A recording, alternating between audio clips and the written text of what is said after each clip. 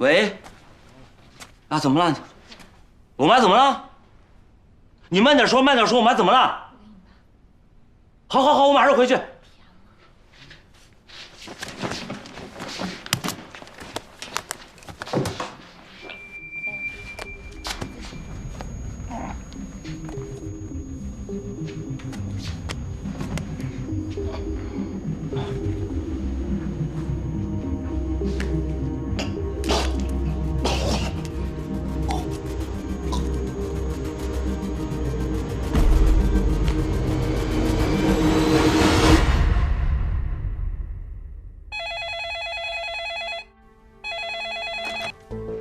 喂，院长，大黄牙急性休克，检查之后啊，发现门腔侵蚀的范围非常广，已经没有办法通过介入手术治疗，只能开刀了。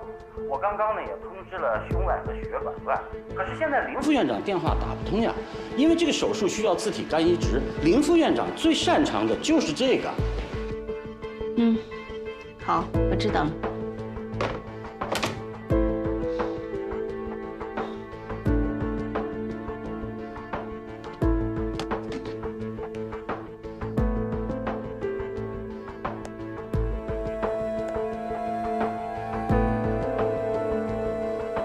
喂，妹妹。喂，苏院长。怎么了？老林在家吗？他出去了，没带手机。麻烦你，等他回来务必给我回个电话，我有事找他。哎，好的好的。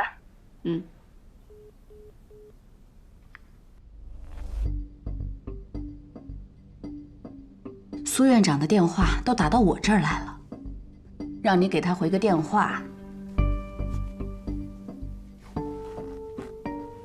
回吧，有什么要紧的事儿别耽误了，啊。没啥要紧的事儿。手术台内的要紧事，证人全都能解决；手术台外的要紧事，我可不敢再管。老院长的病还没好，我不想再给他添堵。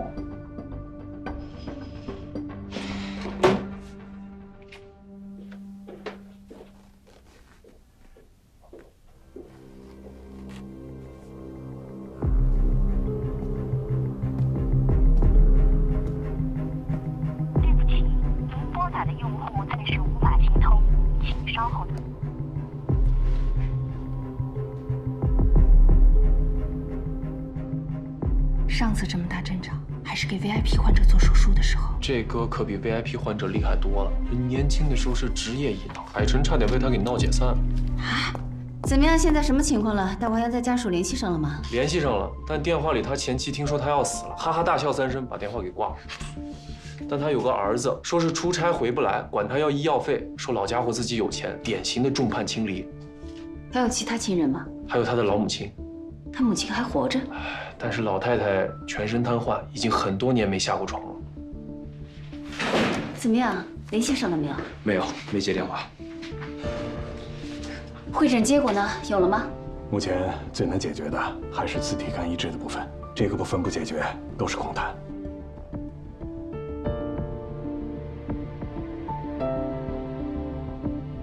哎，你们不要都看着我啊！以往这个级别的手术都是林副院在做，我就跟过几台。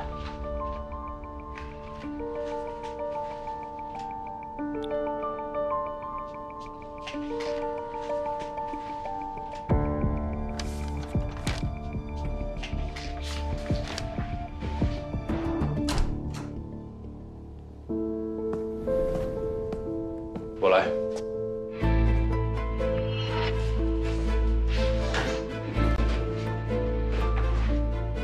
你还能来得再慢点吗？主角都是最后登场的。哇，你居然会说冷笑话了！他居然都会说冷笑话了。该患者具有手术根治病灶的机会，但是难度和风险都很大，建议采用体外肝切除和自体鱼肝再植术。谢谢。手术共分3个阶段：载体手术、体外肝脏切除、下腔静脉重建和自体肝移植。这其中载体手术最简单，下腔静脉重建和体外肝移植难度较大，所以手术顺序是泌尿外科、血管外科，在胸外介入，最后自体肝移植。自体鱼肝再植术难度很大，你会吗？我只做过1次。手术全程录像，术后舆情监控，准备手术。收到，收到，收到。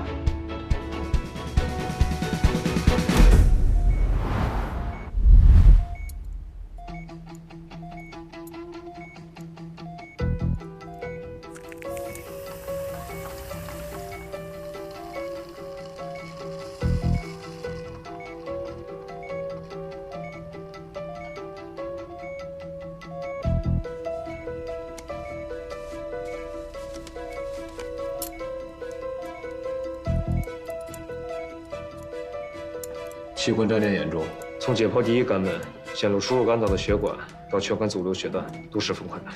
是啊，受侵害的第一肝门、第二肝门是重要血管纵横交错的机要部位，稍有不慎啊，会致命性大出血。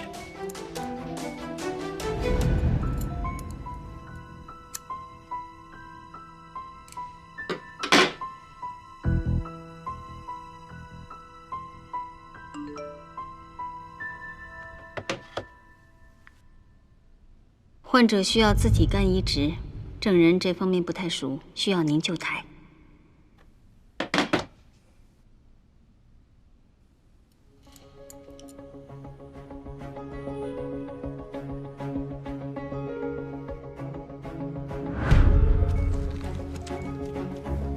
没有树眼啊！这第二肝门在什么位置啊？局部解剖结构混乱得一塌糊涂，什么也看不清楚。牵引线。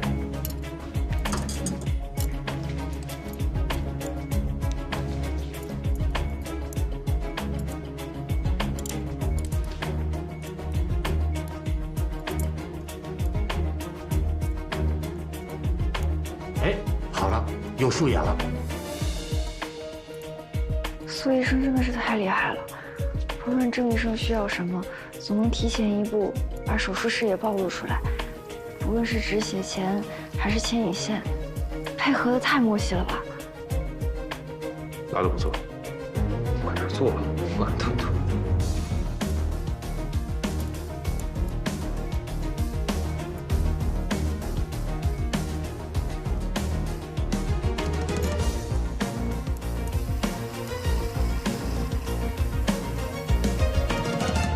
肝脏切除完毕。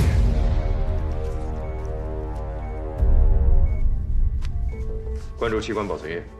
45分12秒。赵主任，您负责病变部分的切除，我来修复乙肝血管，重建下腔静脉。好的。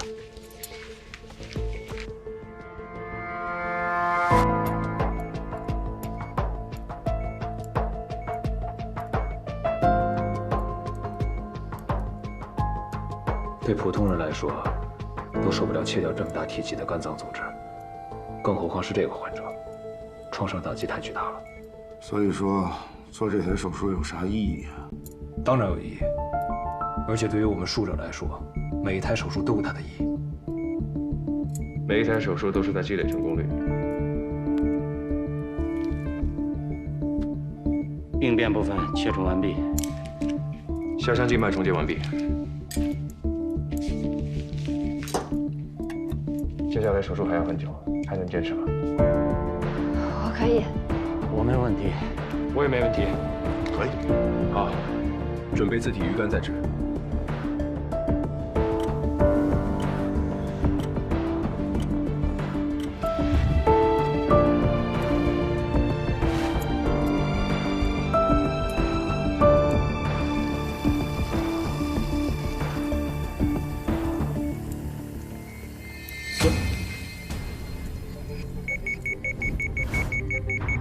血压53、30，心率120了，生命体征很不稳定。少部，不好意思啊，稳住，输血。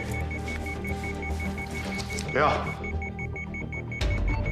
输血科6号手术室，患者黄阿果需要4个单位红细胞血液。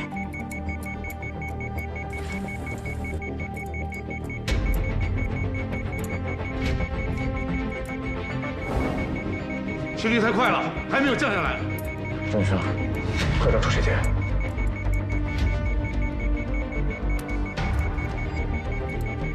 出血点到底在哪里？为什么会找不到？众人，你们得快点，我坚持不了多久。郑医生，郑医生，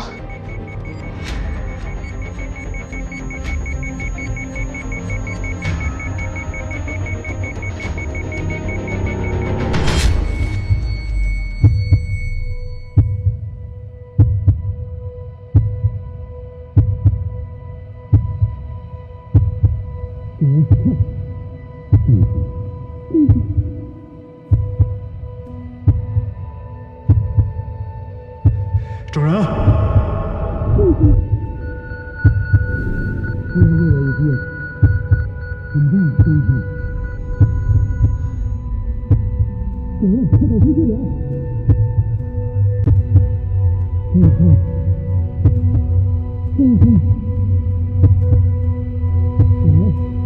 整人快啊！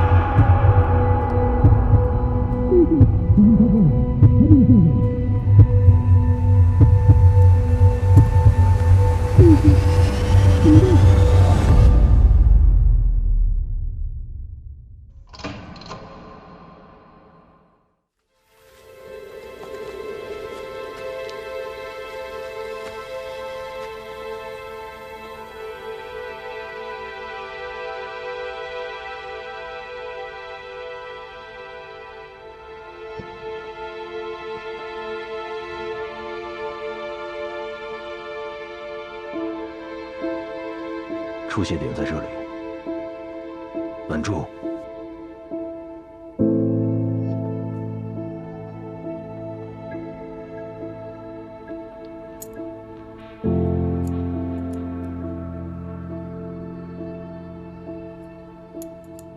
一体干移植就好比给停驶状态下的车更换发动机，四体干移植就好比给行驶状态下的车更换发动机。在这同时，一定要确保车不能平稳驾驶。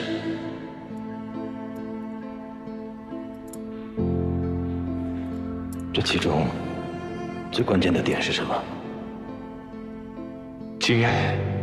对，经验。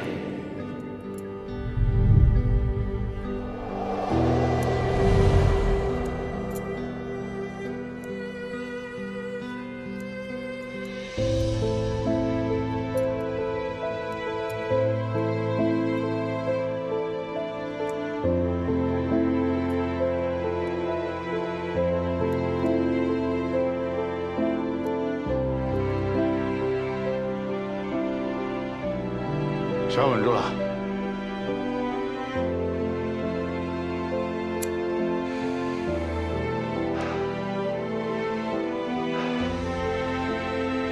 出血止住了。林峰越牛，郑哥更牛。准备止血粉、止血粉、止血纱布、止血纱布，冲洗。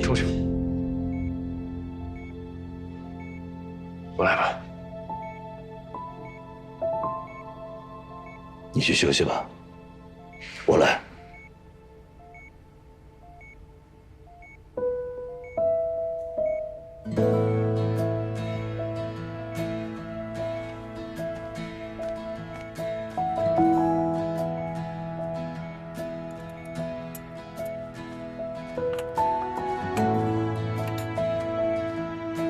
腹腔中洗。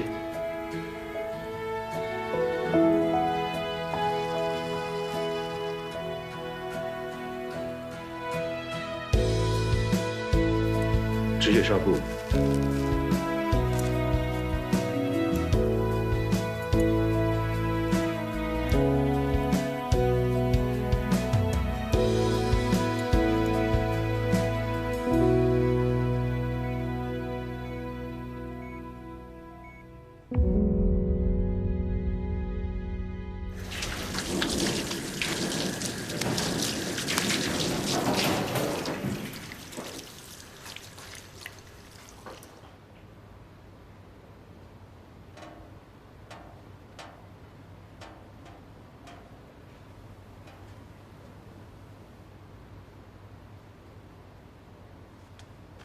恭喜你，郑医生。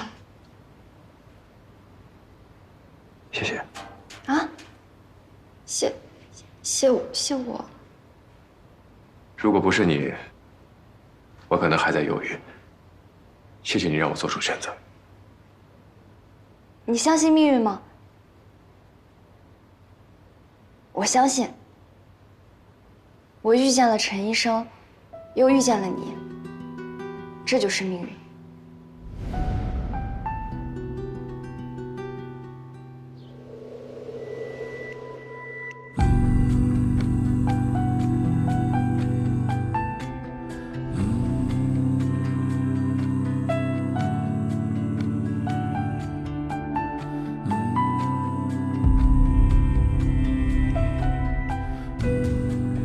当年在这里，是陈医生救了我。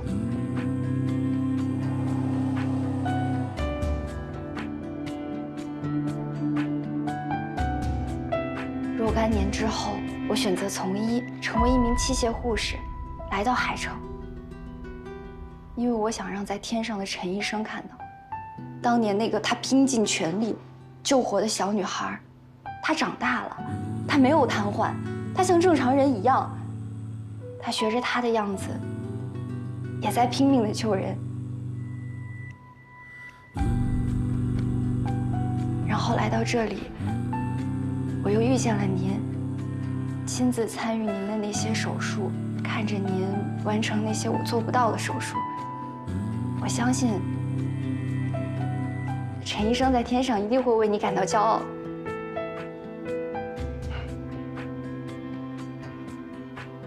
他也会为你感到骄傲的。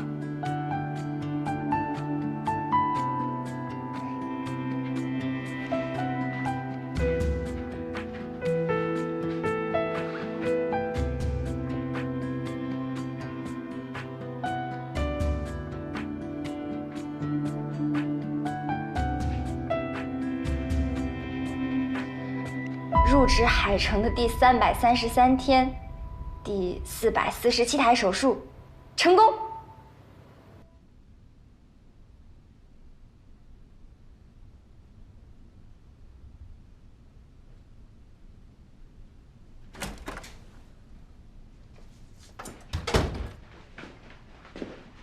夫人，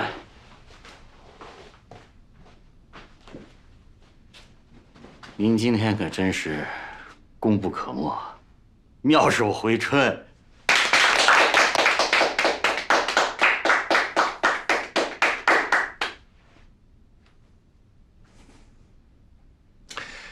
我知道你们几个非常关心我和郑人的关系。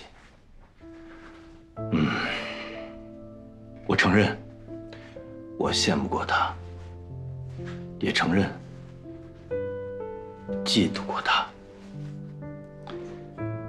我还曾经以为我已经老了不中用了，但是今天这场手术下来，我发现我还行，能够战斗。对于医生来说，手术台就是舞台。现在就把舞台让给年轻人，太早了。夫人，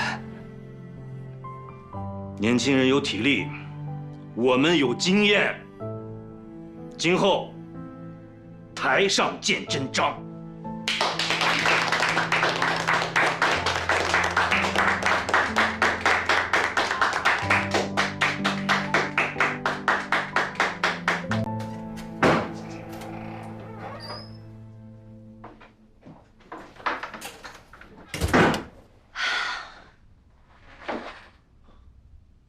你怎么这么晚才回来呀？啊，你不是说了吗？你不管医院的事儿了？哪能不管啊？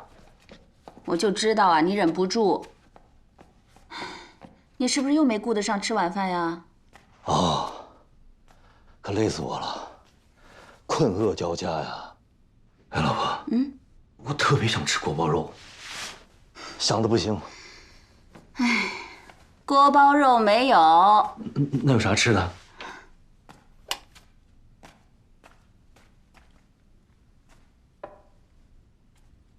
爱心汤面1碗，来，趁热吃吧。谢谢老婆。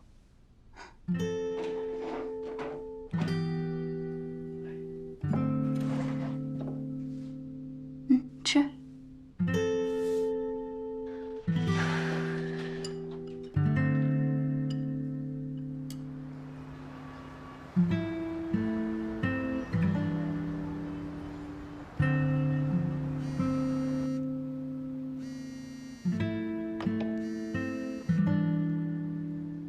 歪妈，我跟你说，我今天看了一台超牛的手术。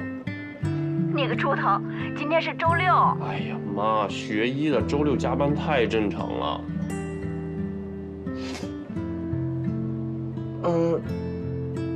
啊，想起来啦？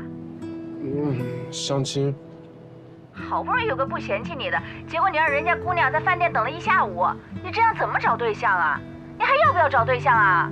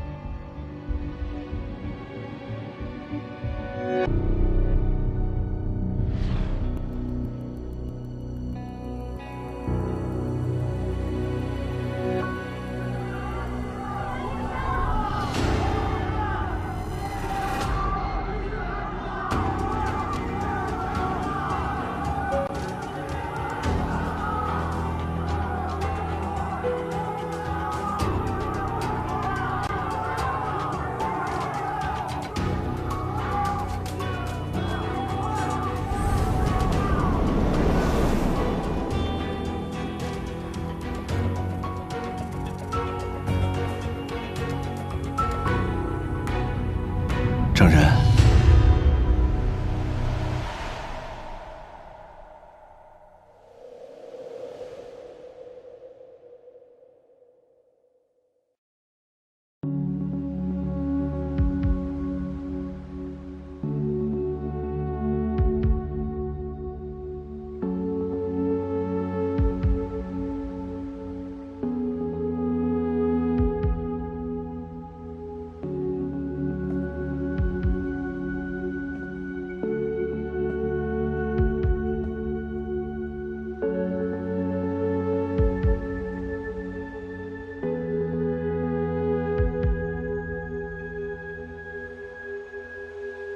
这17年，你已经做得够好了。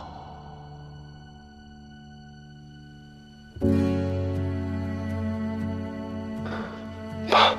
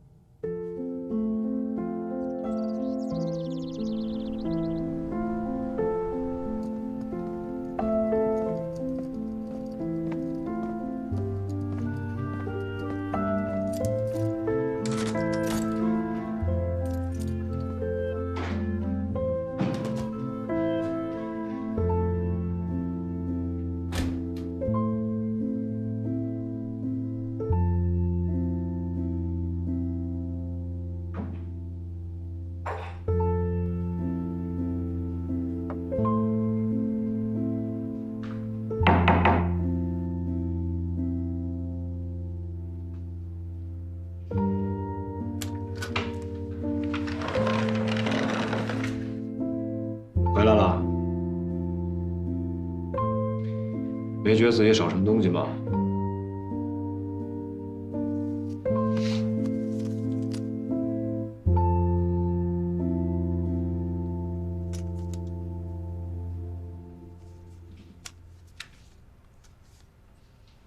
欢迎回家。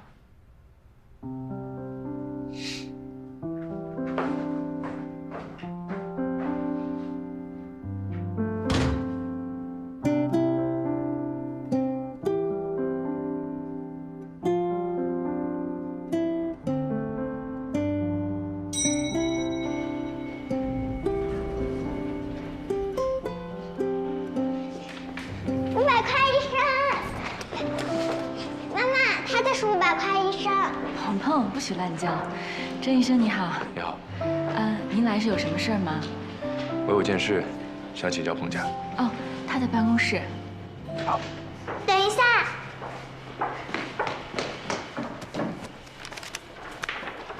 这个送给你。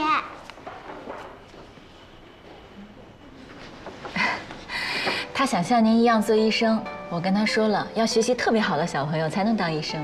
他最近学习都进步多了。谢谢。加油。好吧，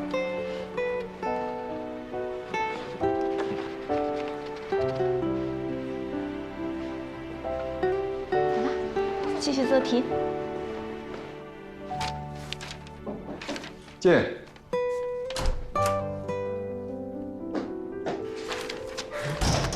郑医生，你怎么来了？你好，彭先生。快坐，快坐，快坐。童子送你的吧？一天到晚嚷嚷着，让我带他去医院，说一定要亲手送给你。喝水，谢谢。郑医生，找我什么事儿？我想问一下，如果我想直播手术的话，在技术上能不能实现？技术层面已经很成熟了，一般呢是需要直播平台的支持，以及一些运营和推广的成本。但是，是有什么问题吗？手术直播跟别的直播不一样，因为涉及到患者的个人隐私，这是一个比较敏感的话题。那搭载的平台呢，就需要承担相应的风险，所以必须得有平台愿意跟你的团队一起，我们共同承担这个风险，才有操作的可能性。哦，我明白了，谢谢彭先生。打扰了。等等，我倒有个人选，就是我们集团的大老板，他对新鲜事物非常感兴趣，而且人脉广，资源多，也许能帮得上你。我现在就带你去见他。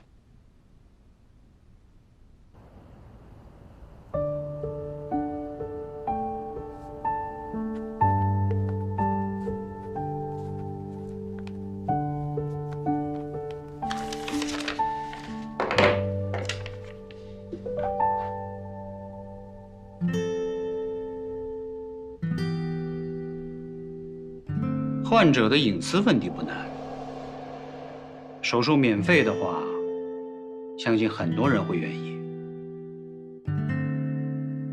难点是什么？我嘛，是商人，商人无非是求名和利，我提供了利，我自然要名。能不能说具体些？直播的第一台手术，必须具备3个特点：独创、高难度、有话题，重要的是必须成功。没有医生能保证手术一定能够成功，更何况高难度手术，往往需要的是一整个团队。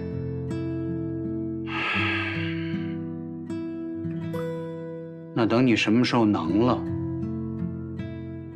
再来找我。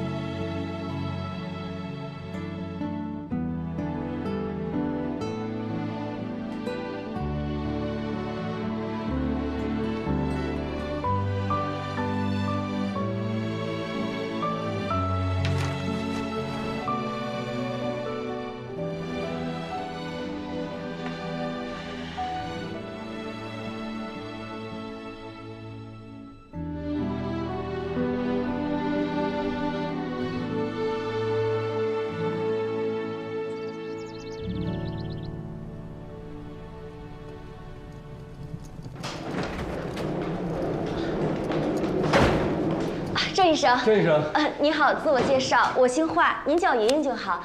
这是我的名片。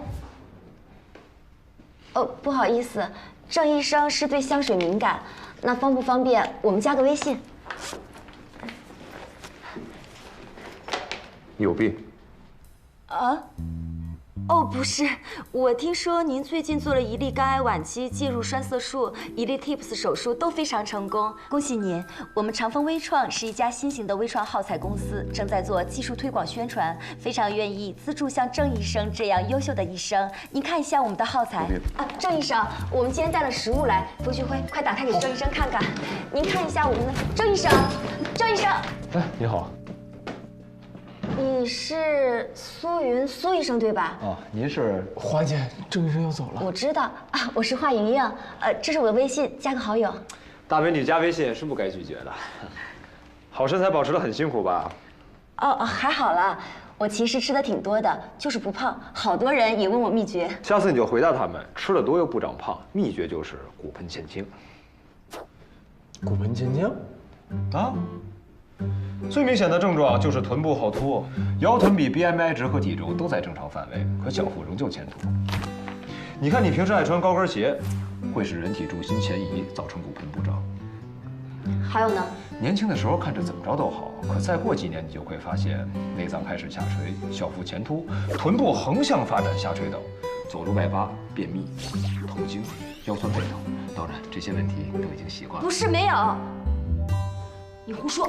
哎，不加微信了啊？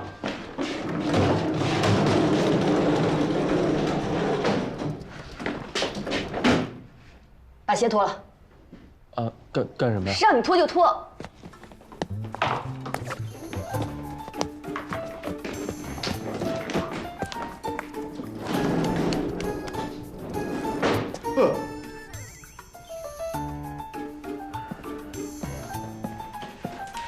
又帮了你一次，还摇头，没良心。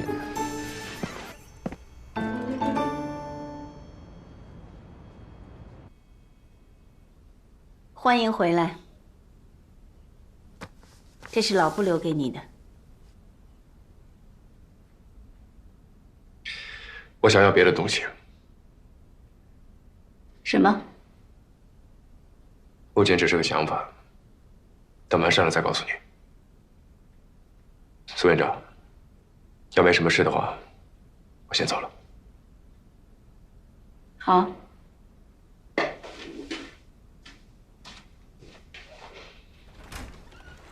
一个两个都不可控。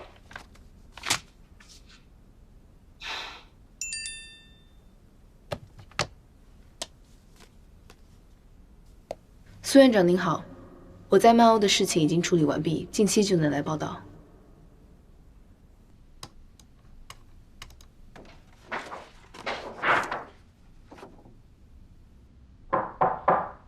请进。郑大夫，忙着呢。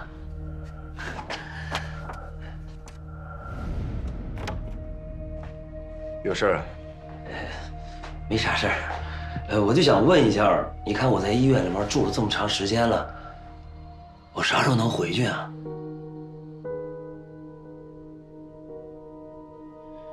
根据复查结果，还得再观察1周左右。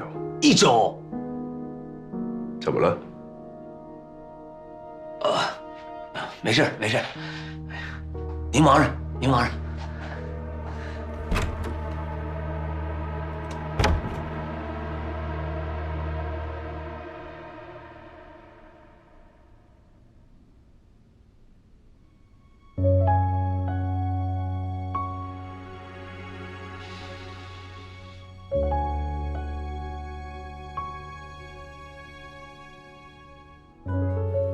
我下午来送药的时候没看见人，也没在意。这晚上过来吧，还没看见人。一看他柜子都空了，再去调监控才发现，他趁中午人多的时候偷偷离开了医院。郑主任，他还欠住院费呢。嗨，这回肯定又得扣工资了呀。真是的，怎么能这样？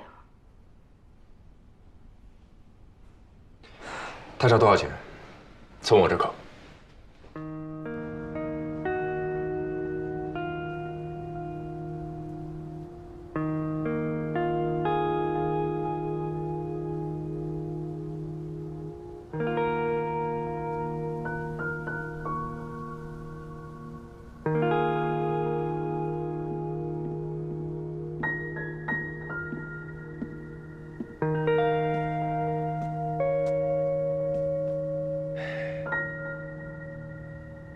我可算是知道了啊，堂堂一个介入科大主任，怎么能穷成这样？还欠着我500块不还。感情这么多年，你除了还助学贷款，还一直给患者垫钱呀？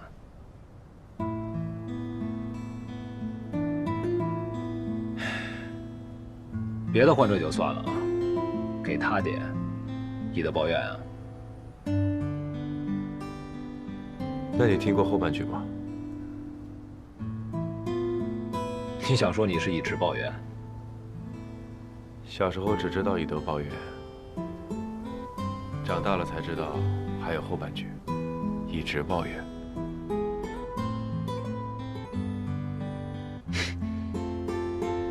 选择从医，希波克拉底誓言就是我们的职，我已经准备好了，你呢？我早就准备好了，你想说什么呀？你的手。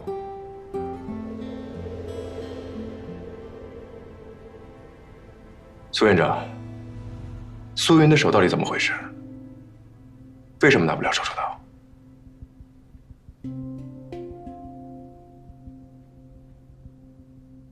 2年前，苏云在北大是心外第1刀吴凤仪教授的得意门生。后来有一次遇到一位晚期扩张性心肌病的患者，对方想做心脏移植，但是又没有合适的供体。研究后决定做左心室减容手术。巴蒂斯塔手术。对，整整11个小时。一开始吴教授做的手术，后来教授体力不支，苏云接的手。 切下来302颗心肌，手术成功了，但患者没度过危险期。巴蒂斯塔手术的死亡率确实高达20%。你理解，但患者家属不理解。找他们问责，沮丧中，旁边的消防栓玻璃被打破了。教授摔倒的时候，右手按在了地面的玻璃上。不是苏云的手。 不是，是教授的手术上，再也做不了手术了。从那以后，苏云也做不了手术。也就是说，苏云的手本身是没有问题的。对，心理上的。